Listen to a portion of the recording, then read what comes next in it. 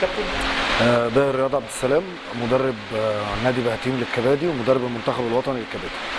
ممكن كابتن داير يعرفنا تاريخ اللعبه بدات امتى وازاي وفين؟ الكبادي لعبه ظهرت في دول شرق اسيا، اقليم البنجاب في الهند تقريبا من العصور الوسطى. منشأها الهند. الاتحاد الهندي من اقوى الاتحادات في العالم في لعبه الكبادي.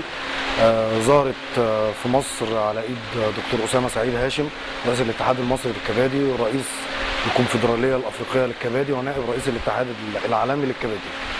في 2017 تقريبا دكتور اسامه سافر الهند اكتر من مره وتم التواصل مع المسؤولين وانشئ الاتحاد المصري للكبادي في 2019. اول بطوله دوليه للمنتخبات الوطنيه كانت في 2020 بطوله افريقيا في تنزانيا. المنتخب الوطني للرجال خد تاني افريقيا والمنتخب الوطني للسيدات خد اول افريقيا. بعد كده توالت الانجازات ولعبنا بطوله العرب في لبنان. المنتخب الوطني للسيدات خد اول.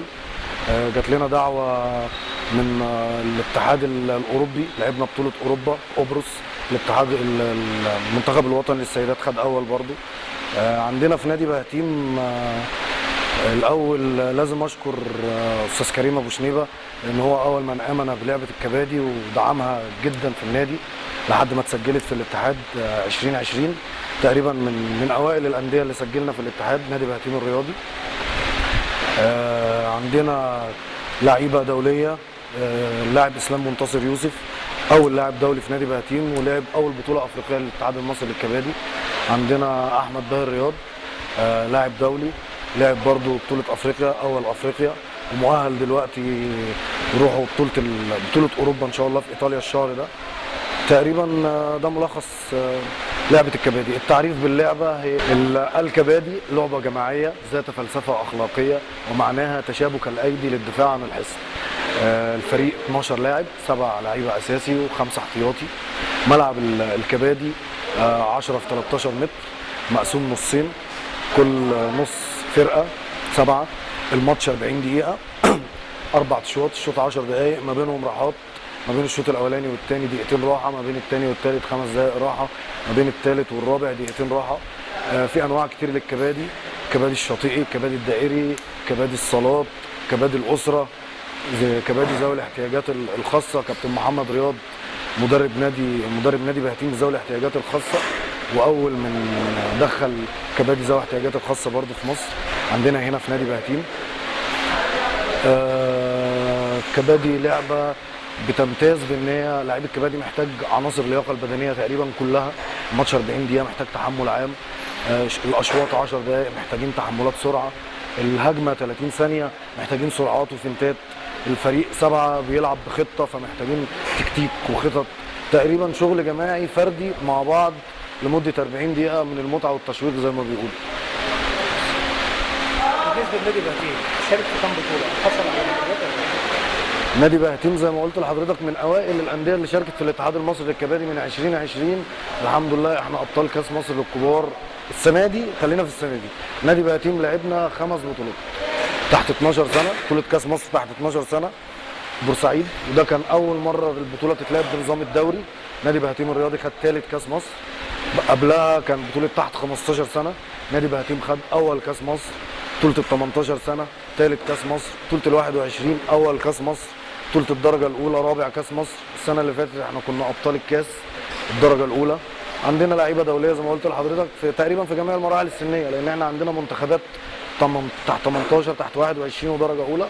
في جميع المنتخبات عندنا لعيبه دوليه باسم نادي بهتيم.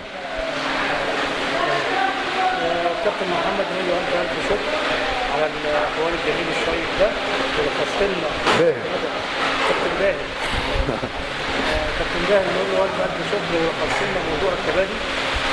يعني عرفتنا بيه واحنا من خلال قناه نادي بهتيم ان شاء الله نعرف الجمهور بلعبه الكبادي ونزيد من التألق والنجاح.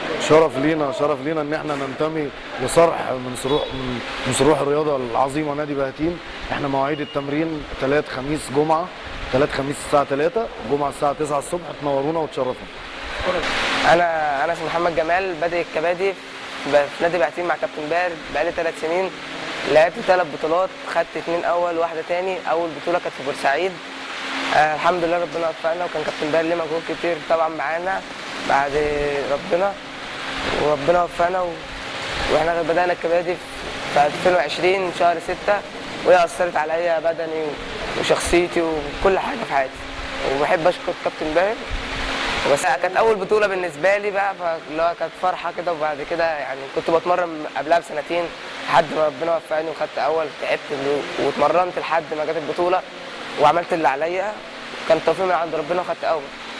وتاني بطولة كانت في الشهر 6 اللي فات دوت من شهر، كانت في اير سبورت عند مطار القاهرة. كانت دي تالت بطولة ليا. برضو كنت بتمرن بقالي بتاع 3 سنين، والحمد لله عملت اللي عليا وخدنا فيها أول. كسبنا فرق كبير الحمد لله. بس بحب أشكر الكابتن باهر من كل اللي هو عمله معايا. بطولة أو الرياضة عامة بالنسبة للكبادي مثلت لك إيه؟ لا، مثلت لي حاجات كتير في شخصيتي، في ترتيب يومي، في صحتي، في كل حاجة. كلمة تقولها لأصحابك اللي شدوك؟ لا اكيد طبعا اصحابي من اكتر الناس هي اللي كانت بتشدني للعبه، وكل شويه يلا ننزل نتمرن، وكنا بنتمرن كل يوم الحمد لله. يعني لحد ما كلنا دلوقتي في مستوى عالي، باذن الله في تقدم دايما في الكبادي كلنا. قناه نادي بهتيم تتمنى لك مزيدا من التقدم والرقي، وباذن الله النجاح ونجاح افضل ان شاء الله. باذن الله. أنا اسمي علي أحمد علي، لاعب كبادي نادي بهتيم. اللعبة بدأت من سنة 2020 في النادي. لعبنا بطولة ال21 في نادي اير سبورت، وخدنا فيها مركز أول. تمام. أكتر ناس كان كابتن باهر طبعا أول واحد، توجيهات كابتن باهر طبعا خدنا مركز أول.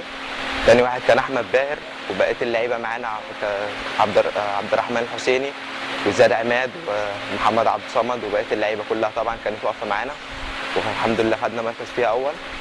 وتاني بطولة كانت بطولة ال18، خدنا مركز تاني، كانت في نادي اير سبورت برضه توجيهات كابتن باهر خدنا، وبقية اللعيبة طبعا كانت موجودة كلها. جميل. كان شعورك ايه وانت حصلت على المركز الأول لأول مرة؟ كان فرح طبعا، كانت أول مرة ناخدها. نقول لك ألف مبروك إن شاء الله تعالى، مزيد من التقدم والرقي، والنجاح ونجاح أفضل إن شاء الله. الله يبارك في حضرتك. شكرا.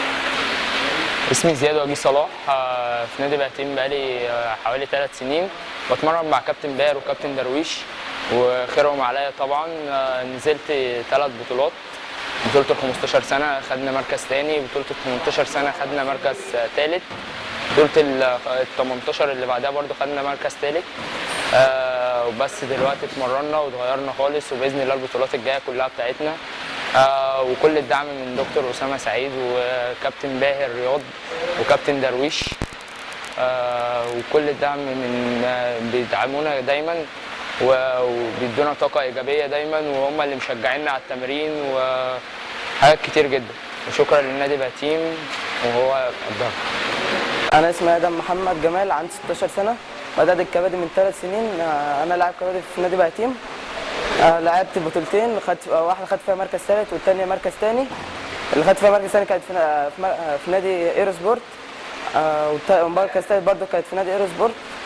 بس لعبة الكبادي بتمثل لك في حياتك؟ لعبة الكبادي دلوقتي بقت جزء كبير قوي من حياتي. بقيتش لازم كل يوم اتمرن كبادي، عشان حلمي دلوقتي ان انا العب في الدوري الهندي. بس نقول لك ألف مبروك، وربنا ييسر لك إن شاء الله شكرا. تعالى، ونشوفك في أعلى المراكز وتاخد المركز الأول دايما إن شاء الله. شكرا. اسمي عبد الرحمن محمد الحسيني، لاعب في بهتيم الناشئين، بلعب في 21 الدرجه الاولى ان شاء الله. اللي شدني في اللعبه يعني الصراحه يعني فيها لياقه بدنيه عاليه جدا، محتاجه لياقه بدنيه عاليه ومرونه عاليه جدا. فدي كانت من الالعاب اللي انا شخصيا بحبها. بس أول بطولة شاركت فيها كانت إيه؟ اول بطوله شاركت فيها كانت الموسم اللي فات، كانت بطوله ال 18 وخدت فيها تاني او تالت تقريبا. كانت فين؟ كانت في نادي اير سبورت في الطيران. شاركت في بطولات تانية؟ شاركت في بطولات تانية في ال 21 برضه كانت في اير سبورت، وفي الدرجه الاولى كانت في نادي المقاولين. الناس كانت بتشجعك في اللعبة دي مين؟ اكتر ايه؟ الناس كانت بتشجعك في اللعبة. الناس الكبيره عندي مثلا عندي احمد باهر وكابتن اسلام منتصر، كابتن احمد باهر وكابتن اسلام منتصر، دول احسن الناس اللي عندنا فيها. فدي كنت دول اخواتي. ايه والله بشكركم جدا، انا بحبكم في الله، وكلهم اخواتي الكبار، وانا بتعلم منهم كل حاجه. نقول لك ربنا يوفقك ان شاء الله تعالى، ان شاء الله، ونتمنى لك مزيدا من النجاح، يا رب، ودايما تبقى في المراكز الاولى ان شاء الله، يا رب. شكرا. نتعرف بالكابتن. علي اسلام حسن طه. كنا دلوقتي شاركت في الكبادي دي من امتى؟ بقالك قد ايه بتلعب فيها؟ بقالي سنه وشويه بلعب كبادي. يا ترى اللعبه دي اثرت معاك في حاجه؟ طبعا الكبادي بتمدنا في حاجات كتير، اولها الرشاقه والمرونه، فبتساعدك في كل الرياضات التانية. حتى لو انت مثلا بتلعب العاب قوه، بتلعب كره قدم، بتلعب كره سله، فهي هتديك رشاقه ومرونه فهتساعدك هتلعب كل الرياضات التانية. البطوله اللي انت شاركت فيها كانت سن كام؟ شاركت في البطوله السنه اللي فاتت 2022، كانت في نادي الطيران، حصلنا فيها على المركز الثالث. شعورك ايه ساعتها ان انت حصلت على المركز الثالث؟ شعوري كان كويس ان انا خدت خبرات كتيره في البطوله ديت، وشعور كان مش كويس ان انا خدنا المركز الثالث، كنا عايزين ناخد المركز الاول. ربنا يوفقك ان شاء الله تعالى للمزيد من النجاح، وان شاء الله تبقى في المراكز الاولى دايما. كلمه تقولها بقى لاصدقائك والكباتن بتوعك. بشكر كل زمايلي في الكبادي ان هم من اكبر العوامل اللي خلت مستواي اعلى في الكبادي، واشكر كابتن باهر لان هو ليه الفضل بعد ربنا سبحانه وتعالى في ان هو يخليني اعلى في مستوى الكبادي، لان هو خدني من مستوى الصفر وعلاني من مستوى الطب.